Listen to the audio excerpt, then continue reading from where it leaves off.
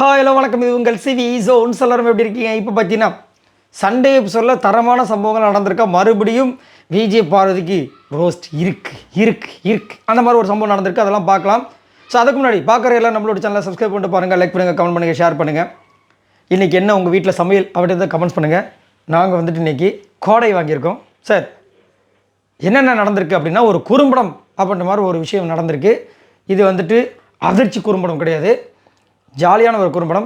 இதுக்கு முன்னாடி ஃபர்ஸ்ட் குறும்படம் போட்டாங்கள்ல சீசன் 9 பொறுத்த வரைக்கும் ஜாலியாக விஜய் பார்வதி பண்ண விஷயங்கள், அதே மாதிரி இந்த வாட்டி ஒரு ஜாலியான ஒரு குறும்படம் வந்திருக்கு போல இருக்குது.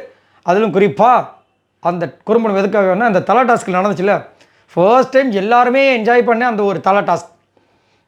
அமித்லாம் அந்த மாதிரி ஒரு விஷயத்தை பண்ணார். அப்படியே கண்ணை கட்டிட்டு அவர் போய் ஒரு இடத்துல உட்காரதும் வேறு மாதிரி. நம்ம சீசன் 9லேயே எல்லா தரப்பினரையும் எல்லா தரப்பு ஃபேன்ஸையும் கவர்ந்த ஒரு டாஸ்க்னால் அந்த தலை டாஸ்க்கு எல்லாருமே வந்து என்ஜாய் பண்ண ஒரு டாஸ்க்கு. அதில் அமித் வின் பண்ணது எனக்கு ரொம்ப பிடிச்சிருந்தது. நல்ல ஒரு ஸ்ட்ராட்டஜி யூஸ் பண்ணியிருப்பாப்புல. ஸோ அதை பற்றின ஒரு குறும்படம் வந்திருக்கு, ரைட்டா. அடுத்தது டாஸ்க்கை பற்றி இன்னும் பேசவே இல்லைல்ல, ஏன்னா கிட்டத்தட்ட 6-7 சம்திங் நடந்துச்சு இல்லை. அதை பற்றின ஒரு பயங்கரமான விஷயங்களும் வந்திருக்கு அப்படின்ற மாதிரி சொல்கிறாங்க. ஏன்னா ஆதிரி எஃப்ஜே அந்த கேஸ் பார்த்தீங்கன்னா ஒன்றுமே இல்லாமல் ஸ்ட்ராட்டஜியாக முடிச்சிட்டாங்க.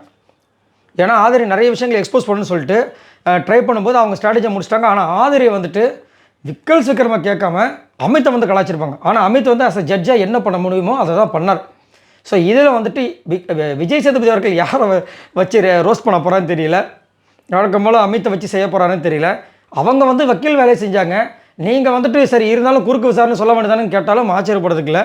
ஸோ பாவமாக இருக்குது. அமித்தை வந்துட்டு நேற்றுலாம் ரொம்ப பாவங்க, எனக்கு ரொம்ப கஷ்டமாயிடுச்சு. அந்த வலியும் தாங்கிக்கிட்டு நான் வலிக்காத மாதிரி நடிக்கிறேன் செல்லம், அப்பாவுக்கு வலி இல்லைப்பா அப்படின்னு சொல்லி அவங்க மகளுக்கு கொடுத்தாரு பாருங்கப்பா, வேறு மாதிரி இருந்துச்சு. அடுத்தது வந்துட்டு பார்வதி விஷயம். என்னங்க மறுபடியும் பார்வதியான்னு கேட்காதீங்க. இந்த ஒரு சண்டை டாஸ்கில் நடந்துச்சு பார்த்தீங்களா. ஏன்னா பிக் பாஸ் வந்து வினோத்தை கடைசியாக கூப்பிட்டு பேசியிருப்பார், தயவு செஞ்சு இந்த டெக்கோரத்தை ஃபாலோ பண்ண சொல்லுங்கள். அதுக்கப்புறம் ஜட்ஜாகவே இல்லை வியானாவுக்கு சொல்லியிருப்பார். அதுக்கப்புறம் உள்ளே வந்து நிறைய பேர் வந்து ஜட்ஜை எதிர்த்து பேசுகிறாங்கன்ற மாதிரி சொல்லியிருப்பாங்களே.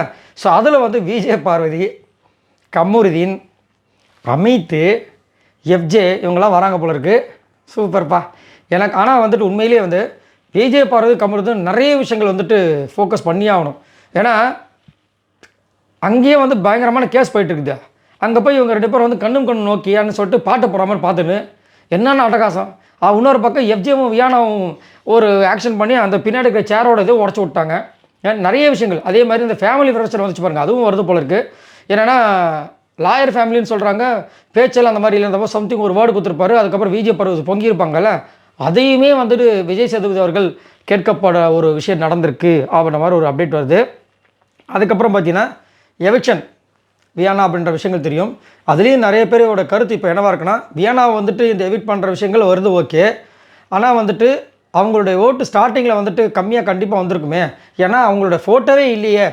நாங்கள் வந்து ஹாட்ஸ்டாரில் வந்து ஏன்னா அன்றைக்கி டைமில் வந்துட்டு நிறைய பேர் கமெண்ட்ஸ்லாம் பண்ணியிருந்தாங்க, ப்ரோ வந்து ஹாட்ஸ்டாரில் வந்துட்டு வியானா ஃபோட்டோவே இல்லை அப்படின்னு. அது நம்ம பார்த்துருப்போம். ஸோ அதையும் ஒரு காரணமாக சொல்கிறாங்க. பட் என்னையை பொறுத்த வரைக்கும் இதுக்கு முழுக்க காரணம் வியானா தான். ஏன்னா வியானாவோட கேம் வந்து பார்த்திங்கன்னா ஃபஸ்ட்டு சிங்கிள் கேமாக இருந்துச்சு, அதுக்கப்புறம் சிங்கிள் கேமே போயிடுச்சு. கேமே இல்லாமல் எதையோ தேடி வந்துட்டு கடைசியில் வந்து இப்போ எவிக்ஷன் ஆகுறாங்க. ஸோ அந்த மாதிரி ஒரு விஷயங்கள்.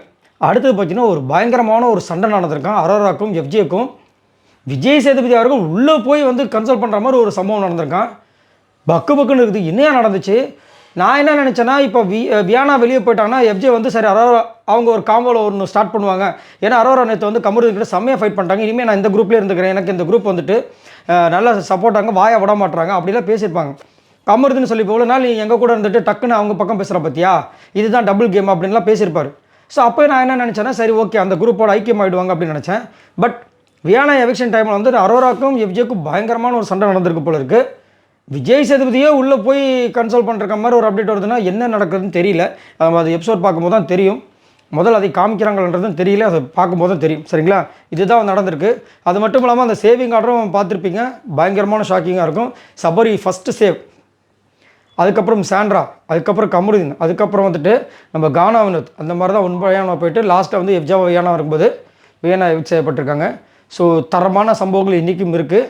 ஆனால் வியானாவோட அந்த லாஸ்ட் விஷயங்கள் பார்த்திங்கன்னா கொஞ்சம் கொடுமையாக தான் இருக்கும் போல இருக்குது. அவங்க வந்து இந்த சைலங்கால் அப்படின்னு சொல்கிற மாதிரி விஷயங்கள் போல இருக்குது.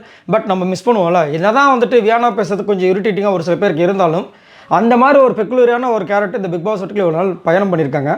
அதை நம்ம நிறைய ஒரு சில நேரங்களில் ரசிக்கவும் செஞ்சுருக்கோம். அவங்களோட பாயிண்ட்ஸ்லாம் வந்து வேலிட் பாயிண்ட்ஸு. இந்த பிக் பாஸ் சீசன்லேயே வந்துட்டு வெரி வெரி வெரி வெரி குட்னு அப்படின்னு சொன்ன ஒரு விஷயம் அது வியானாக்கு மட்டும் தான் ஃபர்ஸ்ட் கிடச்சிது. புரியுதுங்களா? ஸோ வியானா வந்து இந்த பிக் பாஸ் விட்டு வெளியேற விஷயங்களும் நடந்திருக்கு. ஸோ பார்க்கலாம். இதை பற்றி உங்களோட கருத்துக்களை சொல்லுங்கள். இன்னும் நிறைய அப்டேட்ஸ்லாம் நான் எடுத்துகிட்டு வரேன். அதுக்கு முன்னாடி மறக்காமல் நம்மளோட சேனல் சப்ஸ்கிரைப் பண்ணிட்டு லைக்கை தட்டி விட்டு உங்களுடைய தரமான கமெண்ட்ஸ் இப்போ நிறைய பேர் சூப்பராக கமெண்ட்ஸ் போடுறீங்க. இதை பற்றி வீடியோ போடுங்க, அதை பற்றி வீடியோ போடுங்க. ரொம்ப ரொம்ப நன்றிங்க, கோடான கோடி நன்றிங்க. பார்ப்போம். பாய் நண்பர்களே.